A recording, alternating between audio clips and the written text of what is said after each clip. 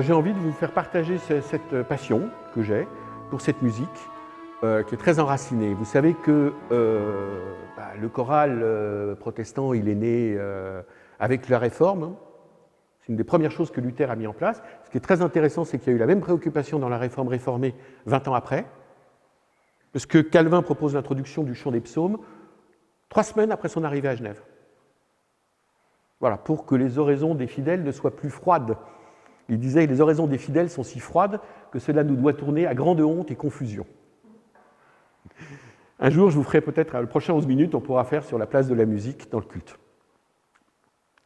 Et puis, donc, le choral, c'est quelque chose de l'identité luthérienne très très forte et d'une certaine manière de l'identité protestante en général, puisque la forme du choral se retrouve, parce que c'est une musique de la Renaissance, de la pré-Renaissance, qui se retrouve aussi bien sûr avec les psaumes de la Réforme, les psautiers huguenots, et qu'on retrouve dans l'Église anglicane. Par exemple, si vous regardez que ce soit l'hymne canadien, je ne parle pas du Gospel of the Queen qui est différent comme tradition, mais l'hymne canadien, l'hymne néo-zélandais, God Defend New Zealand, hein, et c'est vraiment la structure d'un choral. Alors, on va prendre le choral d'aujourd'hui. La structure d'un choral, c'est quoi? C'est une série de 2 phrases de 2 mesures. Pim, pam, pa, pa, pa, pa, pa, pa, 2 mesures. Pam, pam, pa, pa, pa, pa, pam, pam, 2 mesures. Vous voyez le système. Reprise de ces 2 mesures, et enfin, une série de 2 mesures et de 4 ou 6 mesures. Pam, pam, pam, pam, pam, pam, pam, pam, pam, ti, di, di, di, da, da, da, da, da, da, da, ti, da, da, da, da, da, da, pam, pam. 4 de la reprise, ça fait 4 lignes, et 4 autres lignes après. Voilà. Et cette structure, on la retrouve partout, dans toute l'histoire, et je vous dis, elle a passé les frontières. Bon, celui-là, on le connaît, mais on a dans les chorales, par exemple, dans les chorales de Bach, vous avez des mélodies du psautier. Parce que tout le Palatinat à Heidelberg était réformé, ce qui a posé des problèmes pendant la guerre de 30 ans avec les luthériens. C'était réformé, donc importation du psautier, et la musique n'a pas de frontières. Et donc, c'est comme ça que ces choses se sont passées. Alors, le choral qu'on va avoir là, c'est un choral qui parle du... Alors, juste, j'arrive pas à retrouver ma page. Excusez-moi. Tac, là-bas. C'est sur le repas, les invités du repas. Vous connaissez la parabole de Luc, les invités du repas qui ne viennent pas, puis le riche invite tout le monde. Et c'est aussi, si vous voulez, celui qui est inventé, d'ailleurs on en parle dans le cantique français, hein, les grâces éternelles, le repas des grâces éternelles. C'est véritablement le croyant qui est affamé de l'amour de Dieu et qui se prépare à accueillir en lui son sauveur. Donc vous allez voir évidemment qu'il y a une ambiance très très très calme, un gros effectif instrumental, et progressivement vous allez avoir la mélodie du choral qui va apparaître. Car la chose la plus extraordinaire, et je crois que Bach à ce niveau-là est certainement le plus grand compositeur de l'histoire, c'est dans la science du contrepoint. Le contrepoint, c'est, vous avez une mélodie sur laquelle on va poser une autre mélodie, et les deux vont se marier. Je m'appelle le contrepoint, et beaucoup de cantates qui ont en guise de chœur d'introduction un choral. Hein, le chœur n'est pas cette structure-là. Le chœur, on peut faire une fugue, on peut partir dans tous les sens. Là, on a un choral structuré, et beaucoup de chorales de Bach, souvent, ont des contrepoints, on ne sait pas où ça va venir. On ne sait pas d'où ça va venir. Voilà. Donc je vous invite à vivre ça. Donc je vous ai mis là, dans cette cantate, il y a 3 strophes du choral, j'en ai pris que 2 pour pas qu'on soit trop long. Et donc la première, qui est vraiment un choral orné avec tout l'effectif de l'orchestre, vous verrez un orchestre assez volumineux, de grande tenue. Et puis derrière, la 3e strophe du choral, qui est la forme habituelle que nous chantons nous au culte habituellement. Voilà, c'est un petit retour dans nos racines que je vous propose en allant nous déplacer maintenant de l'autre côté.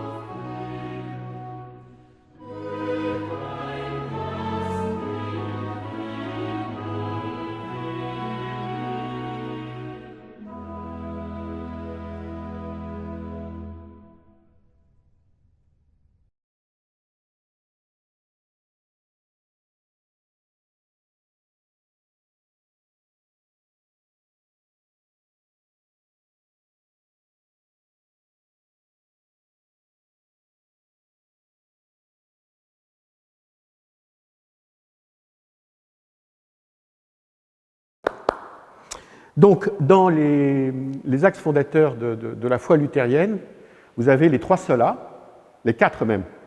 Hein, le sola gratia, okay, la sola fide, hein, la foi seule, la grâce seule, et la sola scriptura pour autorité. Et le 4e, c'est soli deo gloria, c'est-à-dire que tout ce que je le fais pour la seule grâce de Dieu. Et ce qu'il faut bien savoir, c'est que tous les manuscrits de Bach sont signés SDG, Bach. Donc, soli deo gloria. Voilà. Bach était cantor. Cantor, c'est un ministère, le ministère de produire une cantate du culte. Les cultes duraient 3 heures, hein, comme en Afrique aujourd'hui. Et cette fonction existe encore dans les églises luthériennes du Nord. J'ai eu la femme d'un collègue allemand qui est cantor, qui est fille de pasteur d'ailleurs, et qui est cantor et organiste dans son église de Suède. Donc on a encore gardé cette tradition dans l'Europe du Nord. Voilà. J'espère que ça vous a plu, que le moment que nous avons passé ensemble a été un moment fait de découverte et pourquoi pas une autre à une prochaine fois.